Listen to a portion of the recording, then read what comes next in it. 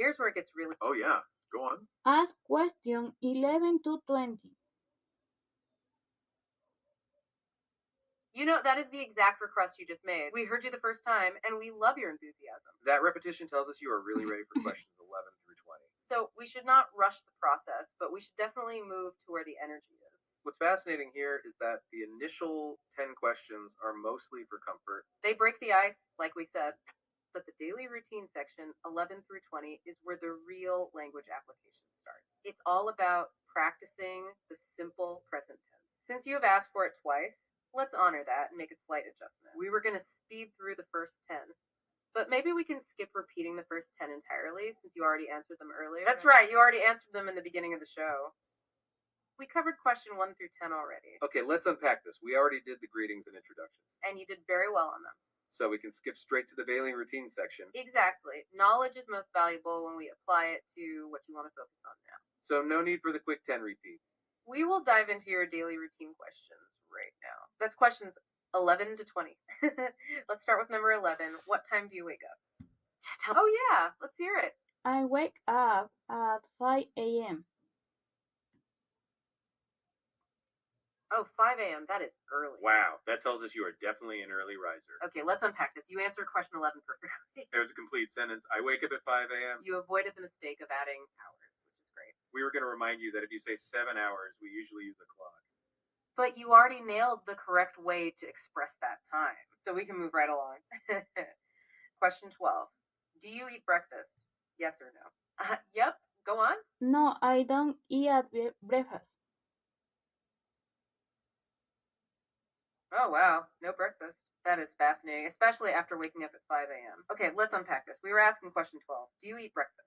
Your answer is a clear no. That's a great example of practicing a negative response in the simple present tense. What's fascinating here is that we can skip question 13 entirely. Right. Question 13 was, what do you eat for breakfast?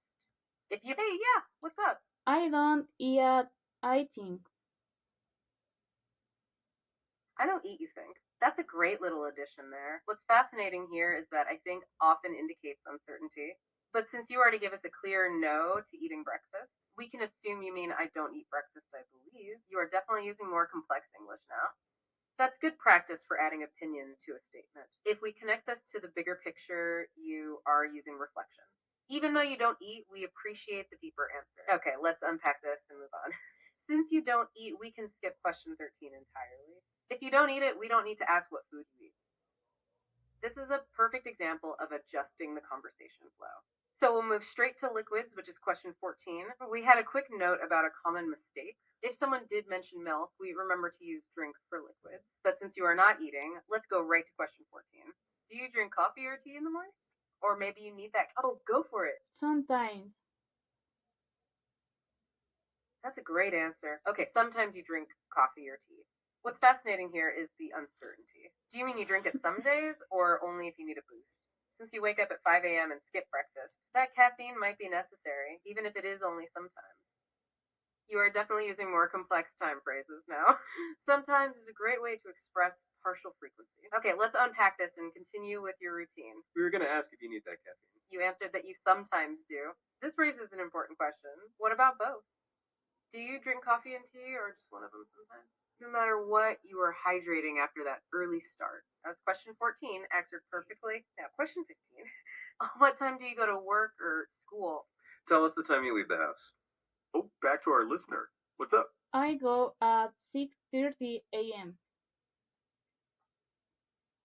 That's very specific time. 6:30 a.m. Wow. That means you have about an hour and a half between waking up and leaving. That's question 15, answered perfectly. What time do you go to work or school? You go at 6:30 a.m.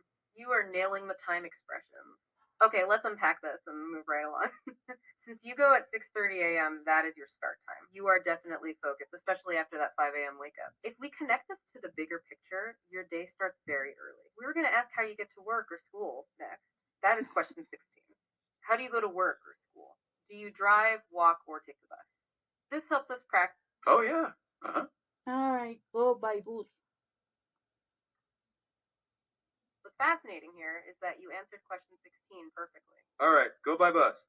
You even use the important transportation phrase, We were just about to talk about using by. like saying, I go by bus. You used by correctly with the means of transport.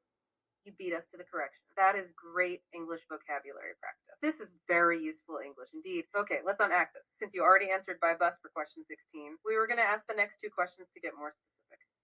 Question 17 is, do you take the bus? Since you go by bus, the answer... Oh, go for it. Yes.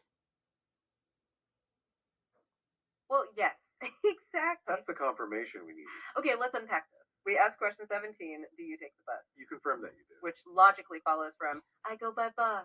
So we can skip that one, which is fantastic. What's fascinating here is how well you connect the ideas. That brings us to question 18. Do you drive a car? Since you go by bus, this... Yeah, No. No, okay, you are confirming that you know. You know the answer is no, since you take the bus. What's fascinating here is that no can sometimes sound like no in English. You are definitely clarifying for us. So we can safely conclude you take the bus.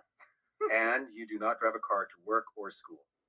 That's question 18 completely wrapped up. You are avoiding that common mistake. That's where some people might say I go in plane. And, to say I go by bus.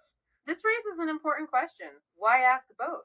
Because many people who take the bus also drive a car for other trips. But for your early start, 6:30 a.m., it's the bus. Okay, let's unpack this and move on. We can skip right past the driving question. These questions are excellent practice for simple present verbs. Even if you are not traveling far from home, You can use these verbs for everyday transportation.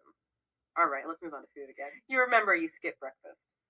So we are very interested in lunch. What time do you have lunch? That's question 19 in the daily routine section. What is that typical time for you in the middle of the day?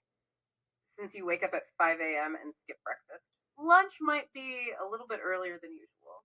We hope you eat well, since you don't eat breakfast. You remember you go by bus at 6:30 a.m., so you need energy later in the day. Finally, for this daily routine section, question 20. Do you cook at home? Yes or no? This is the yeah, Yeah, yes, I cook at home. the last one in the set you requested. You beat us to the last question. Okay, yes, you cook at home. What's fascinating here is that you answered question 20 right as we were asking it. That's a perfect response. Oh yeah, let's hear it. Ask question 19, please. You know, that's exactly what we need to do. We love that clear request for question 19. What's fascinating here is that you answered question 20 first. You told us, yes, I cook at home.